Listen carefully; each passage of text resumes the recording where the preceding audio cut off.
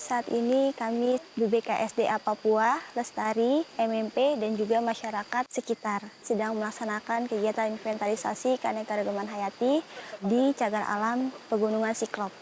Target satu yang ingin diinventarisasi adalah burung, yaitu cendrawasih, kemudian nuri kepala hitam, kakatua jambul kuning. Adapun kalau untuk mamalianya, ekidna dan kanguru pohon, dan juga jenis-jenis satwa herpetofauna yaitu reptil dan katak. Berlangsung selama 9 hari mulai sejak 6 Desember sampai dengan 14 Desember.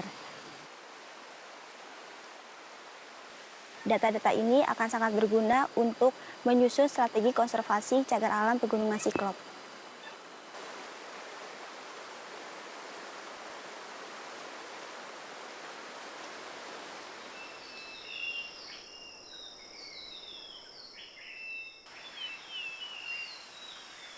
Burung-burung di sini cukup representatif untuk burung berbukitan dan lower mountain.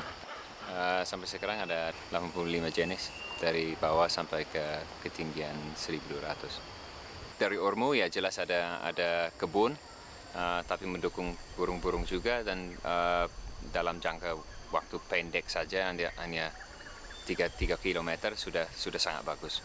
Jadi hutan sangat mendukung keanekaragaman hayati di sini.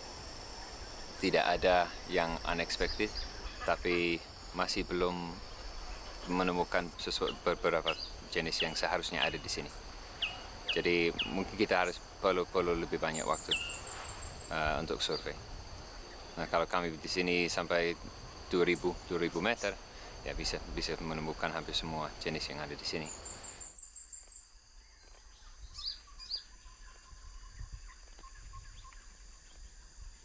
Sampai dengan hari terakhir ini, survei kita sejak tanggal 6 sudah menemukan 9 jenis mamalia yang juga cukup sering ditemui masyarakat, dan juga hasil mendata informasi dan pengetahuan dari masyarakat.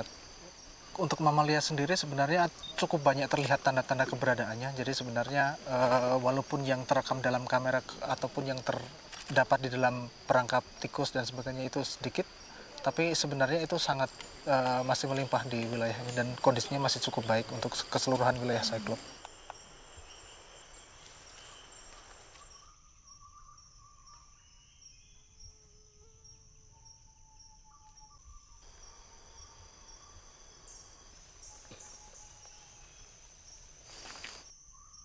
Kegiatan inventarisasi di cagar alam Siklop ini dari mulai camp pertama hingga camp ketiga sudah terdata sebanyak 20 jenis katak dan 18 jenis reptilia. Jadi dari hasil ini sebenarnya belum bisa kita sebutkan secara tuntas bahwa ini ada mewakili seluruhnya, karena waktu kita setiap camp tidak terlalu lama ya. Jadi dari mulai camp yang pertama hingga sini habitatnya berbeda-beda. Jadi habitat yang bawah, terus di pertengahan hingga ketinggian itu berbeda.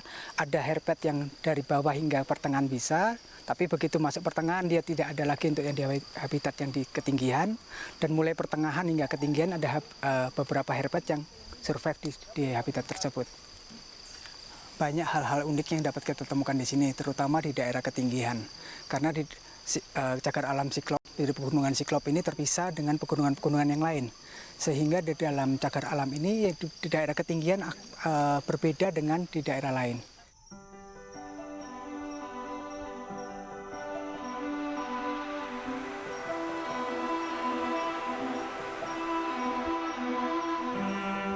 Saya pikir yang penting untuk kegiatan seperti survei yang dilaksanakan sekarang adalah untuk meningkatkan kesadaran masyarakat tentang kekayaan Siklops. Hanya beberapa langkah kita bisa menemukan atau bisa dengar suara dari bandara. Beberapa jam kemudian kita sampai ke Jayapura, tapi kesadaran masyarakat tentang kekayaan jenis yang ada di sini sangat minim. Selama ini kita bicara tentang air. Siklops penting untuk air memang, tapi juga penting untuk keanekaragaman hayati yang khas untuk perbukitan. Jadi untuk melestarikan jenis-jenis yang di bukit sangat-sangat penting. Karena posisi Siklops sangat dekat dengan pusat pendidikan, ada kesempatan untuk teman-teman berani masuk ke kawasan, pasti dengan izin, untuk mengetahui apa yang ada di sini. Karena sangat ironis, kenapa orang pilih daerah-daerah puncak gunung tinggi sekali di misalnya di Jayawijaya atau di Lawrence di pinggir pantai. Kenapa tidak melakukan di sini yang ada di depan mata kita? 1631 ya.